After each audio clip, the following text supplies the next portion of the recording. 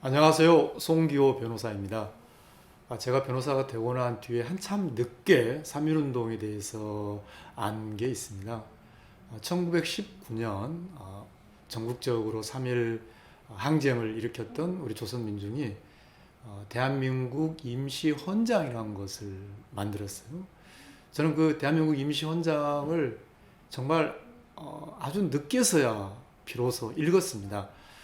흔히 우리가 3.1 운동이 우리 대한민국의 바탕을 이뤘다라고 말합니다. 근데 그 구체적인 내용이 뭐냐면 그 대한민국 임시헌장에 비로소 우리나라 이름이 대한민국이라고 나오고요. 그리고 거기에 민주공화국이라고 되어 있습니다. 그러니까 지금의 우리 대한민국 이 법률 공동체가 3.1 운동에 의해서 만들어진 거죠. 이 법을 가지고 먹고 사는 사람으로서 더 3.1운동 102주년이 더욱 각별합니다. 그런데 지금 우리가 이 3.1운동 102주년을 맞이하면서 우리가 정말 잊어서는 안 될, 또 시급히 정말로 가슴 깊게 생각해야 될 문제가 일본으로부터 받은 10억엔 문제예요. 무슨 10억엔이냐면은 2016년 9월 1일에 일본 정부가 한국에 있는 화해치유재단에 10억엔을 보냅니다. 그게 뭐냐면 박근혜 정부가 2015년 12월 28일 일본이랑 이른바 위안부 합의라는 걸 하지 않습니까? 그래서 우리는 그 10억엔을 받고 이 위안부 피해자 할머니 문제가 두 나라 사이에 최종적이고 불가역적으로 해결됐다.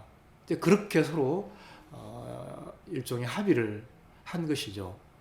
근데 그 10억엔 지금 어떤 상태로 알고 계시죠? 3.1운동 102주년이라는 이 우리 대한민국을 기초로 만든 참 중요한 이때 그 10억엔이 아직 한국에 남아 있습니다. 근데 이 돈이 그냥 단순한 돈이 아니라는 것이 문제죠.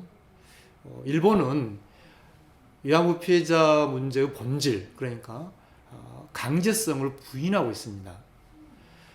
박근혜 정부 시기에 2015년 12월 28일 합의 직후에 일본 정부가 일본 국회에서 또 유엔에서 계속 공식적으로 위안부 피해자 할머니들이 강제 연행됐다는 증거는 없다. 이렇게 말하고 있어요. 우리가 지금 최근에 어떤 하버드 교수가 우리가 입에 담기도 어려운 그런 표현을 했지 않습니까? 다 그렇게 연결되어 있는 것이죠. 즉 일본은 이 위안부 피해자 할머니의 그런 본질, 인간적 존엄성, 가장 기본적인 인간적 존엄성을 침해당한, 강제로 침해당한 그 본질을 일본은 인정하지 않고 단지 그 10억엔으로 해결하려고 하는 것이 문제죠. 그런데 우리가 왜 그 10억엔을 계속 가지고 있어야 하냐는 거죠. 그리고 그 10억엔에 대해서 돌려줘야 한다는 이야기를 왜 우리가 더 하지 않고 있는 거죠. 저는 우리가 제대로 이 3.1운동 102주년을 맞이하는, 우리 대한민국의 바탕을 만든 이 3.1운동을 제대로 맞이하기 위해서는 10억엔을 가지고 있어서는 안 된다고 생각합니다. 아까 제가 말씀드린 우리 대한민국 임시헌장을 보면 여성에 대한 참정권을 인정하고 있습니다. 그때 우리 조선 민중들이 원했던 대한민국, 이 한반도의 나라는 모든 여성에게 여성의 자유, 여성의 평등, 여성의 기본권을 염원한 그런 나라였죠. 그 시기에 1919년에 여성에게 참정권을 인정한 헌법이 거의 우리나라가 유일합니다. 미국도 유럽도 일본도 심지어 여성에게 참정권을 인정하지 않는 그때 굉장히 우리 조선 민중은 앞선 공동체를 꿈꿨던 것이죠. 그런 상황에서 인간의 가장 기본적 존엄성을 침해당한 위안부 피해자 할머니의 문제, 그분들의 명예와 존엄을 인정하지 않은 그 돈 10억엔을 우리가 계속 가지고 있다는 것은, 저는 이것은 우리가 시급히 청산해야 한다고 생각합니다. 그래서 제가 이 화해치유재단을 관장하고 있는 여성가족부에 물어봤어요. 재단법인만의 문제가 아니라 여성가족부 스스로도 이 10억엔을 적극적으로 돌려줘야 된다는 그런 원칙을 세우지 못하고 있는 것입니다.